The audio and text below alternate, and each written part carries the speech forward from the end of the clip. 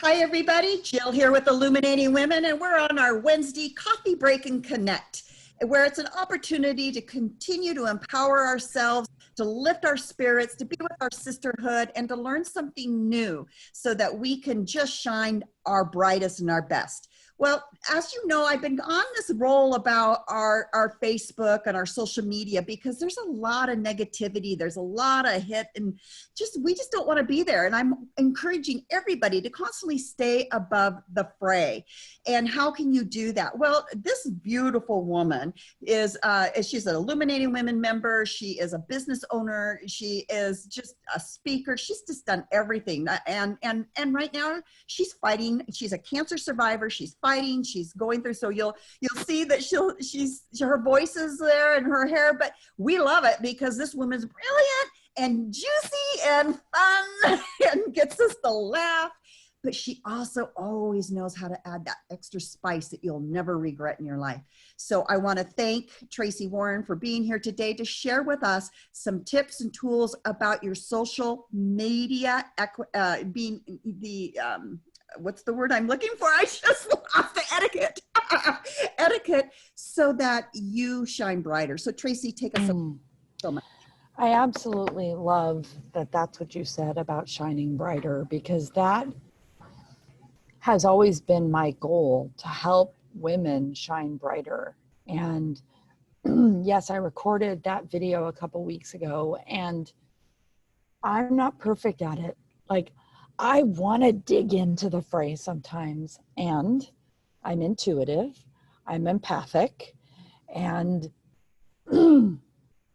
it just gets to a point where, like, it doesn't help anyone. It certainly doesn't help me. And last week sometime I posted, I will not engage in political conversations on Facebook. I will not. And I think sometimes I have to do that for myself, just as a reminder, like, okay, no one's opinion was ever changed. Like Jill said before we started recording, Kamala Harris being nominated the vice president, like, I was really surprised how quickly that went dark.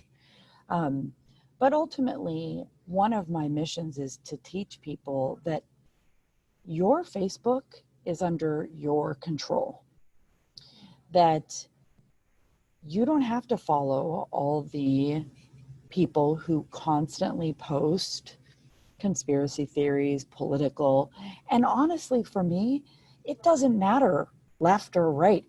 It really doesn't matter, because whether you are Democrat or Republican or independent, if you post something or someone else posts something that is one-sided, then unfortunately we all have jerks for friends, and then they start, and like, how many times have we've been called names?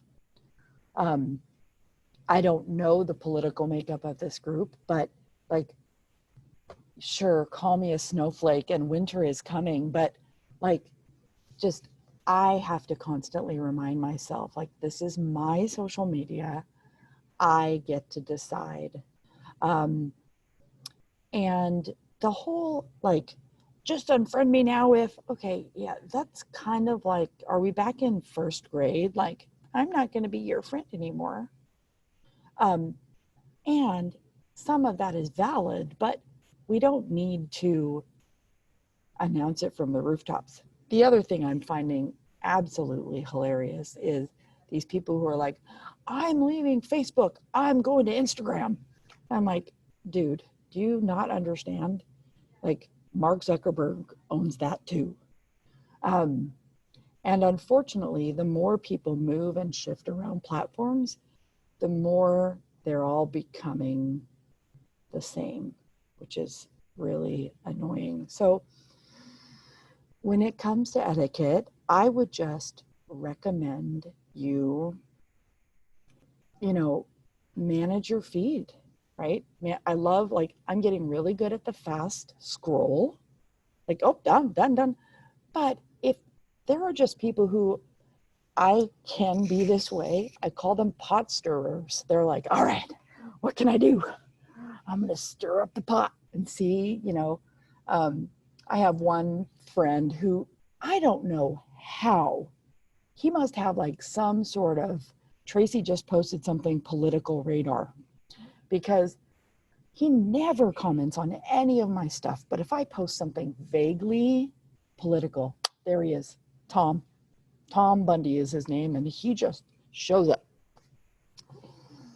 I have also been, actively unfriending people, but with no malice, right? Like, it's a bless and release. So there was a time, I've been on Facebook for almost 12 years at this point. And I don't know about you, but when I first joined Facebook, I friended everyone I had ever met in the history of time. Everyone I ever went to high school with or college with or met once at a networking event. And in the last 6 months, I've unfriended like 800 people, because they were people I went to high school with. They were people I had met once. And it's not like they did anything wrong. Sometimes it's a matter of they change their Facebook profile picture, and I'm like, who are you? And I'll go look at, like, who do we have in common? I'm like, I don't remember meeting you. And sometimes with women, it's more challenging because they get married or divorced and their name changes. And then it's like, wait, who? So I think for me, the way I use I have to protect my energy, as now more than ever. But the same is true for all of us. Let me give you another hack that I am absolutely using that is helping me with Facebook. And that is this. I'm gonna show you my phone, which is a little awkward, but you'll get it when I show you. So this is my phone. And you might be able to see, I'm not sure if it's focusing properly. Okay, these are all my Facebook groups. Now this folder is called Facebook, but you might notice there's an app missing from this group. That's the Facebook app. Okay, so these are all my paid Facebook groups. The ones that I want to dedicate time to. And then if I go like this, Facebook is way over here all by itself. And this is just a reminder to me. I have deleted Facebook from my phone multiple times, but it always seems like there's a reason, like, oh, I need to get a hold of so-and-so. I don't have their phone number. So I just moved it way over here. So this Facebook hack, let me tell you how I do this group thing. So then this morning when I woke up, instead of going to Facebook, I went into my groups so I can check in with what's happened in my groups, because those are the people I'm choosing to connect with. If you open Facebook on your phone, okay, there's two things. One, if you have an Android, if you have an Android, you open Facebook, you search for the group, and then in the top right-hand corner, there's 3 little dots. You click on those dots and go to the bottom, and it says add to home screen. And then you can just do what I did if you want. If you have an Apple, it doesn't work exactly like that.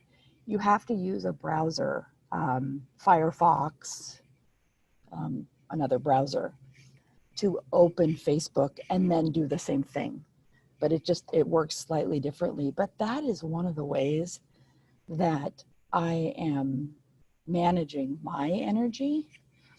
The other thing, if you've heard me speak before, I talk about champions and advocates. So I've spent a little bit of time focusing on, like, of the 2,000 or so friends I have on Facebook, who do I really want to listen to? And I have put them in a friends list so that at any time, if I'm just getting tired of going through the news feed, I can look at that friends list. And if Facebook is really driving you crazy, Like, this is a really radical step. But the other thing that you can do, is there's a Chrome extension called Newsfeed Eradicator. If you put the Chrome extension Newsfeed Eradicator, then when you go to your Facebook feed, there's no feed. So then you could just go to the left and check in on your groups, or check in on specific people, or check in on your events. I like control a little bit more than giving it away to Newsfeed Eradicator. So I had it downloaded for about a minute, and then then I deleted it. I would love if anyone has questions. I mean, There is a question. There is fantastic. She says, I saw a friend post many links on one of the Facebook posts. Is that something we should do or avoid? She's promoting her many businesses, and I know that this is get Tracey. I know this one well. Okay. So go ahead there. So this is, I would focus on one. I know that the longer I'm in business, the more I want to hire an expert instead of a jack of all trades, a Jill of all trades. Haha, Jill. I will also say, like for me, I am in the process of creating a second business. And so I'm about to be playing this game myself. I will say that this is not necessarily an etiquette thing, but a tip. So the Facebook algorithm right now does not like it when you add an external link, because they want you to stay on Facebook, to a post, and they don't like it when you tag people or business pages. So I've run a couple of tests with this where I'm posting the exact same content, but in one post I don't tag anybody and I don't put a link. I tag and put a link in the first comment. And then the second time I do it with the tag and the link, and the one without the tag and the link gets a lot more visibility. So I'm not sure if I answered your question, and I am not going to attempt to say your name because I don't want to butcher that. So I hope that answered your question. Facebook likes Facebook, and they want to do everything possible to keep you there as long as possible. And so that's what makes Facebook Lives really great, or native video as opposed to sharing like a YouTube link as an example. Especially because Google and Facebook really don't like to play in the same sandbox. Something that's also important to remember is everything you do on Facebook is, like on your business page, is cataloged by Google. So it's all good. I know it's like people would rather me say post once a week, but ultimately that's really not the case for maximum effectiveness. Yeah, better to put links in the comments, and it's better to have a focus. Have you ever known someone who, like, it seems like every month they're doing something new that seems completely out of alignment? Like, sometimes people offer new things, but you're like, wait, I thought last week you were helping people write books, and this week you're helping people with sales strategy? Like, I'm so confused. And a confused mind never buys. So the more clear you can be about your message. I'm writing a book right now, and one of the things I'm talking about is, like, can a first grader tell you what you do for work? Because if a first grader can't tell you, then other people are going to have a hard time sharing what you do. Now, maybe with somebody like Ariel, like a first grader is not going to understand energy work. But, you know, even to say you help people, right? Like, that's a simple thing to say. you know, I remember when my mom was still alive. So in the old days of Facebook, you might remember that we talked about ourselves in the third person. So it would say, Tracey Warren is, and you would fill in the blank. And I remember my mom said, why are you talking about yourself in the third person? I'm like, because that's the way the system works. So there's more questions there. I see She's got that. a great question to you. She's fantastic. Love this. So yes, if you have separate businesses, I would have separate business pages. Now, I would also add that if you have a business and I'll use me as an example. My business is, I'll use my old business as an example. My business was called The Social Playground. I wrote and published a book in 2013. I did not start a separate business page for the book. Like, writing the book was part of my business. So as long as whatever you're doing is in alignment, only have one business page. It just, first of all, it confuses people, but second, it really exponentially changes how much time you have to spend on it. And I'm all of like, let's be successful without taking a ton of time. And apparently you can explain, oops, I was timing myself. I really like what Pascal says here. I often find myself responding to a message, then pause, then delete it.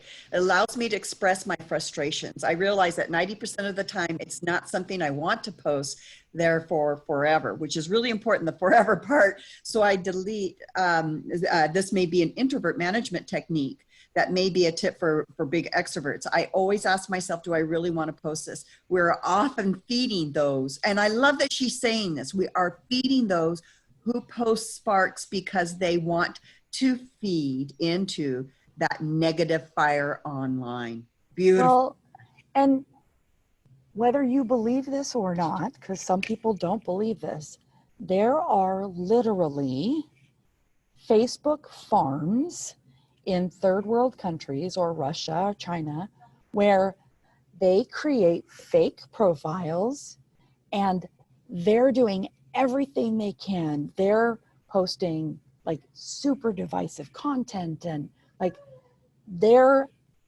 when we say actively trying to manipulate the election, they are 100% doing that. And so to what Pascal said, one of my friends said that they'll type in the whatever they want to post, like I'm really angry about blah, blah, blah. And they set it to only me and they post it like so that no one else can see it except for me because it's very cathartic, like but I do the same exact thing. I type something. Sometimes I even hit post and then I go back and I go, forget it. I don't care. Nobody cares. Like, it doesn't matter. So I am a typer and deleter myself. Well, Tia's got another question, so I like this. I work with a company where I have to promote it on their personal page, but I'm currently writing 2 books and beginning a coaching career. So would that be better on my own separate business page? That's a great question. And the answer is you shouldn't be promoting your business on your personal page. It's against the terms of service and it could actually get you kicked off of Facebook. I understand that there are some companies out there that they don't.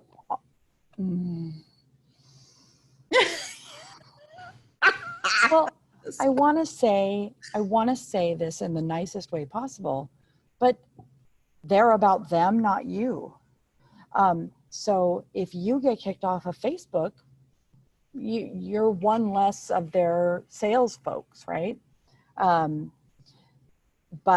So you have to be careful. Now, when it comes to a situation like that, you don't have to talk about the product. Talk about